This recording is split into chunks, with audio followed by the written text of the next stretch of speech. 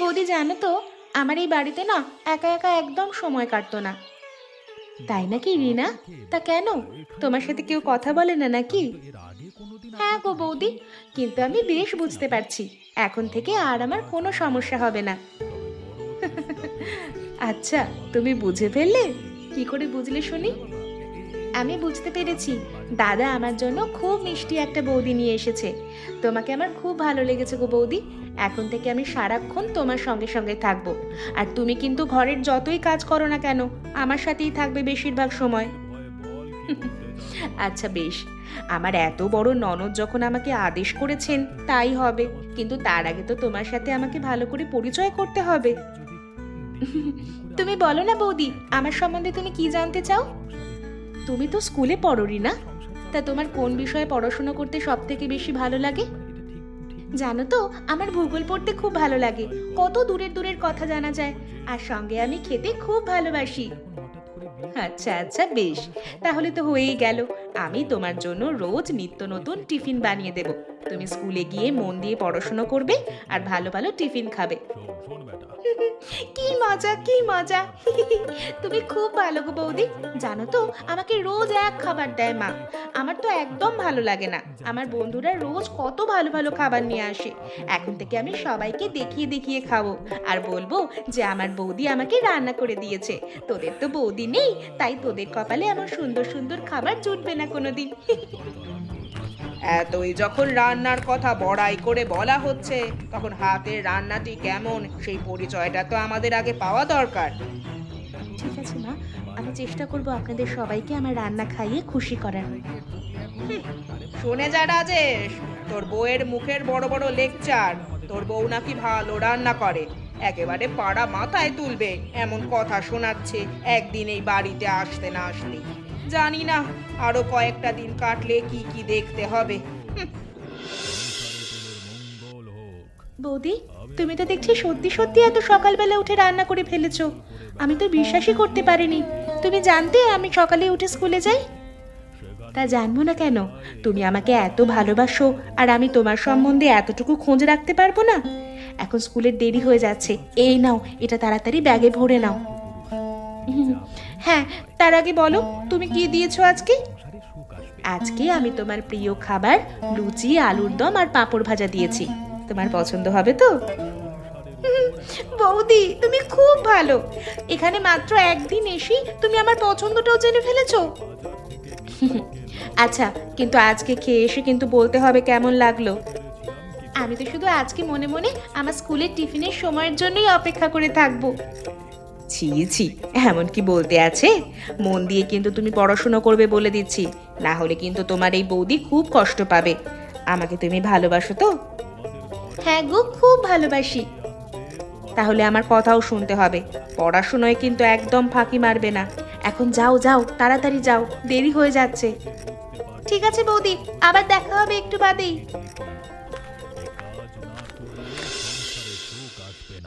কি হয়েছে মা? এতদিনে তুমি তো কোনোদিন আমাকে এরকম গোপনে ডেকে সংসারের কোনো কথা বলতে চাওনি। গুরুতর কিছু হয়েছে নাকি? আর তাছাড়া বাড়ির লোকের সামনে বলতেই বা সমস্যা কোথায়? দেখ রাজেশ, আমি এখনো এত বোকা হয়ে যাইনি যে কোন কথা গোপনে বলা দরকার আর কোন কথা সবার সামনে সেটা ঠিক করতে পারবো না। কিন্তু কথাটা কি সেটাই তো বুঝতে পারছি না মা। এত গোপনীয়তার কি আছে? ঘরে নিজের লোকেরাই যখন ঘরে সমস্যা পাকায়, তখন গোপনীয়তা তো রাখতেই হবে। প্রথমেই সন্দেহ করেছিলাম, এখন নিশ্চিত হতে পারছি যে আমি খাল কেটে ঘরে কুমির ডেকে এনেছি। কি বলছো কি তুমি মা? কেন, কেউ তোমাকে কিছু বলেছে, অপমান করেছে তোমাকে? তার থেকেও ভয়ানক কাণ্ড ঘটে চলেছে রাজেশ। তোর চোখ নেই তাই দেখতে পাচ্ছিস না। কেন দেখতে পাসনি যে রিনা সারাক্ষণ তোর বউয়ের পিছনে পিছনে ঘুরছে? আজ কি দরকার ছিল ওর অত ভালো মানুষ সেজে ভোরবেলায় উঠে ওর জন্য রান্না করে দেওয়ার? আগে যেমন ভাবে চলতো তেমন ভাবে চললে কি ওর খুব সমস্যা হচ্ছিল? এই বাড়িতে এসে থেকে কি নিজেকে মালিক ভাবতে শুরু করে দিয়েছে? হ্যাঁ মা, তুমি এতে সমস্যার কি দেখলে? আমি তো সেটাই বুঝতে পারছি না। ওরা যদি দুজনে পরস্পরের ভালো বন্ধু হয় তাহলে তো ভালোই। আর তাছাড়া রিনা ছোট মানুষ, ও এত কিছু বোঝে।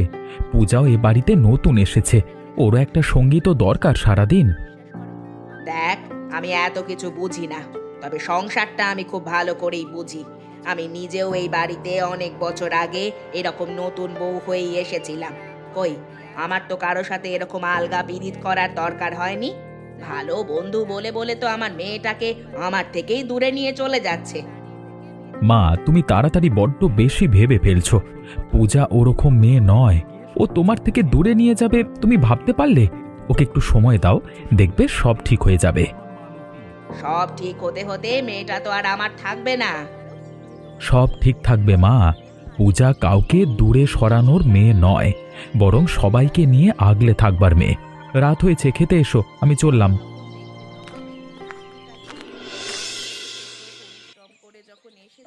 কি গো দিদি, বলি তোমাদের কেমন সব চলছে সংসার? শুনলাম নাকি তোমাদের ঘরে নতুন বউ এসেছে। তাহলে তো একেবারে এখন আর তোমার পা পড়ছে না মাটিতে মনে হয়। ও মা গো, এ আমার কি সৌভাগ্য! তোমরা দুজনে মিলে আমাদের বাড়িতে এসেছো। ঠিক আছে ঠিক আছে, এসো এসো, ভেতরে এসে বসে গল্প হবে। কিন্তু তার আগে যে আমি খুব খেতে ভালোবাসি। হ্যাঁ দিদি, তুমি তো জানো যে তোমার জামাইবাবু কেমন পেটু। তার নতুন বউ ভালো ভালো রান্না বান্না করতে পারে তো, নাকি এখনকার মেয়েদের মতো হাত পা গুটিয়ে বসে থাকে? এখনকার মেয়েদের যা স্বভাব, চোখেও দেখতে ইচ্ছে করে না। বাবা গো! হ্যাঁ, তা ভালোই করে, তোমাদের খেলে ভালোই লাগবে। দেখেছো দেখেছো, সরলা দিদি কোনোদিন কারোর প্রশংসা করে না, কিন্তু নতুন বউ এসে কিরকম বশ করেছে দেখেছো একবার? কেন, এতে বশ করার কি আছে শুনি? যেটা সত্যি সেটাই তো বললাম। না না না না, ব্যাপারটার মধ্যে কিছু গন্ডগোল আছে। আমার বউ তো ঠিক কথাই বলছে। তুমি তো একেবারে তোমার বৌমার নাম শুনে গলে পড়লে গো। হ্যাঁ, নিশ্চয়ই এখন অনেক আদর যত্ন দিয়ে মাথায় করে রেখেছে তার শাশুড়িকে। দেখতে পাচ্ছ না কেমন সুখে শান্তিতে আছে? আমি যা সুখে শান্তিতে আছি তা দুদিন থাকলে তোমরা নিজেরাই বুঝতে পারবে। আমাকে আর আলাদা করে বলে দিতে হবে না। এমন সুখ যে ভালোবাসা দিয়ে ওই বউ আমার রিনাকে আলাদা করে নিচ্ছে আমার থেকে। এমন সুখে রেখেছে যে ছেলে আর বউ ছাড়া অন্যদিকে মাথাই দিতে পারছে না। এমন সুখে যেন ওপরওয়ালা কাউকে না রাখে। ঠিক জানতাম। চিন্তা নেই চিন্তা নেই, এখন আমি এসে গেছি, সবাইকে একেবারে সোজা করে রাখবো। এখন চলো তো, আগে ভিতরে চলো, তারপর দেখছি তোমার সংসারের জল কতদূর গড়াচ্ছে। আবার শুরু করলো। আমি আর কি বলবো, আমার কথা কোনোদিন কানে নিয়েছে? দাদু, ও দাদু, তুমি এরকম কাশছো কেন? তোমার কি শরীর খারাপ নাকি? আর মা, বুড়ো হয়েছি, শরীর তো খারাপ হবেই। বাবারে, বয়স হলে সবাইকেই একদিন মরে যেতে হয়। আমি বেঁচে আছি, এটাই অনেক। কাকা, তুমি যে কি বলো সবসময় তার ঠিক নেই। তা রিনা, তুমি রোজ তোমার টিফিন আমাদের দোকানে এসে বসে খাও, তোমার বাড়ির কেউ কিছু বলে না? কে কি বলবে? এই জায়গাটা আমার বেশ ফাঁকা ফাঁকা ভালো লাগে, তাই আমি এখানে খাই। আসলে মা, তোমাকে আর কি বলবো, এ বয়সে আমার শরীর আর চলছে না। আজকাল বড় অসুস্থ হয়ে পড়ছি, তাই হোটেল চালাতে পারছি না। হ্যাঁ, তাই হয়তো বেশি দিন তুমি এই হোটেলে বসে আর খেতে পারবে না। হ্যাঁ, কাকাকে হয়তো হোটেলটা বেচে দিতে হবে। ইচ্ছে নেই, তারপরেও করার তো কিছু নেই। না দাদু, তোমরা হোটেলটা বিক্রি করো না। হোটেল বিক্রি হয়ে গেলে আমার খুব কষ্ট হবে। আমি কত ছোটবেলা থেকে এখানে বসেই খাবার খাই। কিন্তু এটা রাখলি তো প্রতিদিন কত খরচ হয়, আর লাভ তো কিছুই হয় না। আমরা দুজনে মিলে ঠিক করে চালাতে পারছি না এখন। লোকজন তাই আসে না। খরচ জোগাড় করতে গিয়েই আমাদের অবস্থা খারাপ হয়ে যাচ্ছে। আর তাছাড়া বেচে না দিলে আমরা খাবো কি? তার থেকে বরং বেচে দিয়ে অন্য কোথাও কাজ খুঁজে নেব। এদিকেও তো কিছু হচ্ছে না। একটা কথা বলবো তোমাদের। কি কথা বলবি মা তুই? আসলে আমার বৌদি না খুব ভালো রান্না করে। তোমরা যদি চাও তাহলে আমি আমার বৌদিকে গিয়ে বলবো, আমরা দুজনে মিলে তোমার এই হোটেলটা চালাবো। তোরা চালাবি? দাদু দেখেছো, আমি তো তোমাকে বলেছিলাম কেউ না কেউ নিশ্চয়ই এগিয়ে আসবে। ঠিক আছে রিনা, তুমি আজকে তোমার বৌদিকে বলো। কথাটা গোপনে বৌদিকে বলতে হবে, অন্য কেউ জানলে সর্বনাশ হয়ে যাবে। তখন আমাদের হোটেল তো চালাতেই দেবে না, উল্টে বৌদিকে কথা শোনাবে।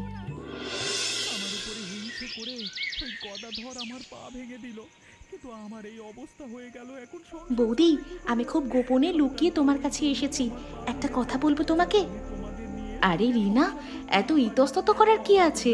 তুমি তো বলেছিলে যে এখন আমরা বন্ধু, বসো। কি হয়েছে রে রিনা? আজকাল খুব পাকা পাকা কথা বলছিস তুই।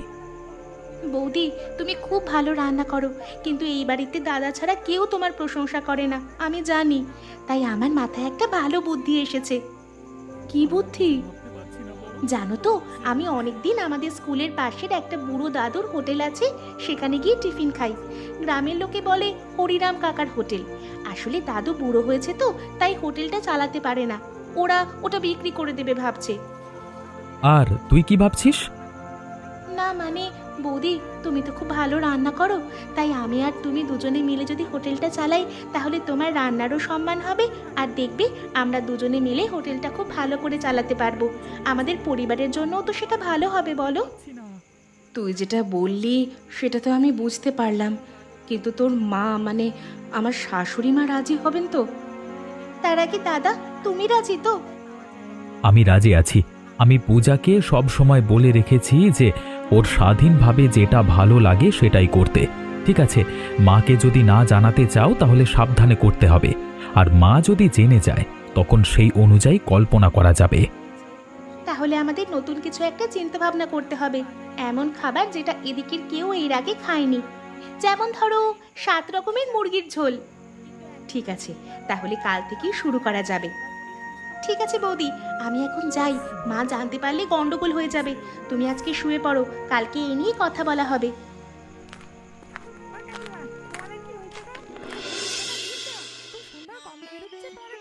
বাহ মন্টু, এই হোটেলটা তোর আবার নতুন করে শুরু করবি, এটা তো ভাবতেই পারিনি রে।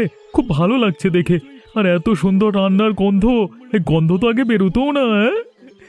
আরে এর পেছনে আমার কোনো কৃতিত্ব নাই গো, সব আমাদের এই নতুন বৌদি শুরু করেছে। রান্না তো বৌদি নিজেই করছে। হ্যাঁ, আপনারা আসুন, আজকে খেয়ে দেখুন, ভালো লাগলে অবশ্যই প্রতিদিন আসবেন। আর আমরা ননদ বৌদি মিলে আপনাদের জন্য 7 রকমের মুরগির ঝোল বানিয়েছি। বাবা বাবা, হ্যাঁ আমি তো গ্রামে মুরগি বিক্রি করি, আমি তোমাদের মুরগি দেবো, কোনো চিন্তা করো না। হ্যাঁ হ্যাঁ হ্যাঁ। তার আগে তোমরা তাড়াতাড়ি এসো, সবাই খেয়ে নাও, ঠান্ডা হয়ে গেলে আর খেতে ভালো লাগবে না। আহা, অপূর্ব স্বাদ। হ্যাঁ গো, আমরা মাত্র এই কজনই এসেছি, বাকি গ্রামের লোকেরা জানলে তারাও আনন্দ করে খাবে। আগে এই হোটেলে যা ভিড় হতো তার দ্বিগুণ ভিড় হবে এবার থেকে, বুঝতে পারছি। হ্যাঁ, তবে ওই কথা হয়ে গেল, কিন্তু আমার থেকে মাংস নিতে হবে। হ্যাঁ আচ্ছা কালুদা, তাই হবে। আমি তো কোনোদিন ভাবতেই পারিনি আবার আমরা হোটেলটা নতুন করে শুরু করতে পারবো। তুই তো শুধু ভাবছিলিস হোটেলটা বিক্রি করে দেওয়ার কথা, দেখলি তো নতুন বউ কেমন করে হোটেলটা শুরু করলো আবার। এই জন্যই বলে হাল ছেড়ে দিতে নাই কখনো। ঠিক আছে, তোমরা কিন্তু সবাইকে বলো তাহলে। হ্যাঁ, এই তো আমরা খাওয়া দাওয়া করে সবাইকে বলবো, কাল থেকে দেখবে তোমাদের দোকানে লোক ভরে যাবে। হ্যাঁ উফ, হরিরাম কাকা জানতে পারলে বড় খুশি হবে। কাকার বড় প্রিয় ছিল দোকানটা, কিন্তু বয়স হয়ে যাওয়ার পর আর চালাতে পারছে না নিজে। আর সেজন্যই তো হোটেলটা শুধু আমাদের নিজেদের জন্য করিনি, বৃদ্ধ হরিরাম কাকা যাতে বয়সকালে কোনো সমস্যার মধ্যে না পড়ে সেজন্য আমাদের পাশে থাকতে হবে। সত্যি গো দিদি, আমি এই বাড়িতে এসেই বুঝেছিলাম যে ওই বউয়ের লক্ষণ ভালো নয় একদম। গ্রামে তো একেবারে চিৎকার পড়ে গেছে।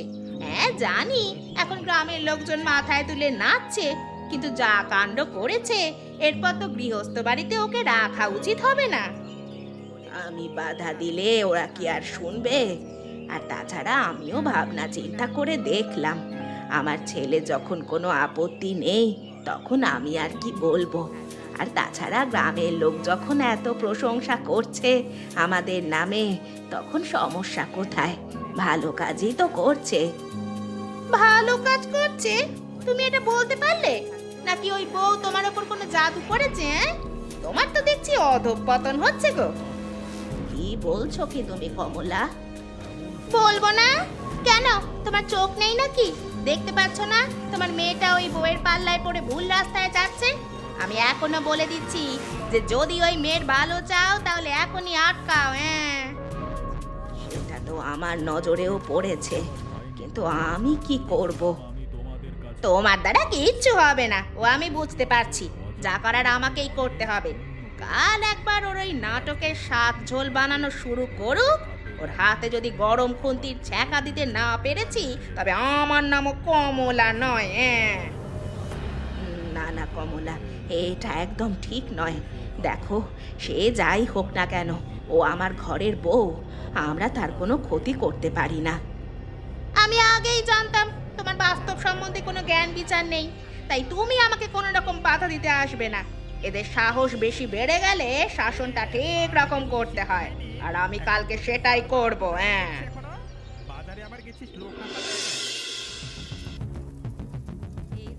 আজকে ওই মেয়ে ছেলেটাকে পেয়েছি একেবারে বাগে। আজ যদি ওকে পুড়িয়ে হাতের ছাল চামড়া তুলে ফেলতে না পেরেছি, তবে আমার নাম কমলা নয়। মন দিয়ে রান্না করা হচ্ছে না, নাম কামাবে বাজারে বসে। দেখাচ্ছি মজা। কি করছো? কি করছো তুমি পিসি? তোমার লজ্জা করছে না? ওরে বাবা, কাল রাতে তাহলে ঠিক শুনেছিলাম। আমি তো নিজের কানকেই বিশ্বাস করতে পারছিলাম না। আর আজ তুমি সত্যি সত্যি আমার হাত পুড়িয়ে দেওয়ার জন্য গরম খুন্তি নিয়ে এসেছো পিসি। শাস্তি যদি পেতেই হয় তবে শাস্তি পাবে আজকে তুমি। দাদা, দাদা এসে দেখে যাও, বৌদির হাত পুড়িয়ে দেওয়ার চেষ্টা করছিল এই পিসি। কি হয়েছে? কি হয়েছে কি? হয়েছে এটাই। এই চর যদি আমি আগে মারতাম, তাহলে আজকের এই দিন এসে উপস্থিত হতো না। আমি নিজেও অনেক ভুল করেছি, তবে বউয়ের কোনো ক্ষতি করার চিন্তা কোনোদিন মাথাতেও আসেনি আমার। আর তুই আমার বাড়িতে দুদিনের জন্য থাকতে এসে আমার বউয়ের হাত পুড়িয়ে দিচ্ছিস? এত বড় সাহস তোর! কি বললে? তুমি হাত পুড়িয়ে দিতে গিয়েছিলে কমলা পিসি? দেখো মা, আমি এ বাড়িতে অনেক কথা শুনেছি এই পিসির নামে, কিন্তু এরপর থেকে যদি এ বাড়িতে রাখো ওকে, তাহলে আমি আর থাকবো না এই বাড়িতে। এমন ছোট লোক মহিলাকে কোনো সংসারে থাকতে দেওয়া উচিত নয়। তোরা ভুল বুঝছিস বাবা, আমি আসলে তেমনটা করতে চাইনি। তুমি যে কি করতে চেয়েছিলে আর কি করতে চাওনি, সেটা আমি চোখের সামনে দেখতে পাচ্ছি। এত বড় ষড়যন্ত্র! কালকে যখন আমাকে কথাগুলো বলছিল, তখনই ভেবেছিলাম হয়তো মাথা গরম করে বলছে, কিন্তু আজকে দেখছি সত্যি সত্যি করতে এসেছে। ওদের ক্ষমা করে দাও, আমরা এই মুহূর্তে চলে যাচ্ছি। আসলে আমি কোনোদিন নিজের বউয়ের বিরুদ্ধে কোনো কিছু বলতে পারিনি, তো তাই প্রশ্রয় পেতে পেতে আজকে এরকম একটা জায়গায় গিয়ে পৌঁছেছে। আমাদের ক্ষমা করে দিও, ক্ষমা করে দিও। তুমি কি আরো নাটক করবে, নাকি এখান থেকে যাবে এখন আমার সাথে? বৌমা, তোমাকে একটা কথা বলতে এলাম। হ্যাঁ কাকা, বসুন। কি বলবেন বলুন। দেখো বৌমা, হয়তো তুমি শাশুড়ি হিসেবে তোমার বউয়ের উপর রাগ করেছ, কিন্তু ও আসলে গ্রামের সবার এবং আমার শেষ বয়সের অনেক ভালো কাজ করেছে।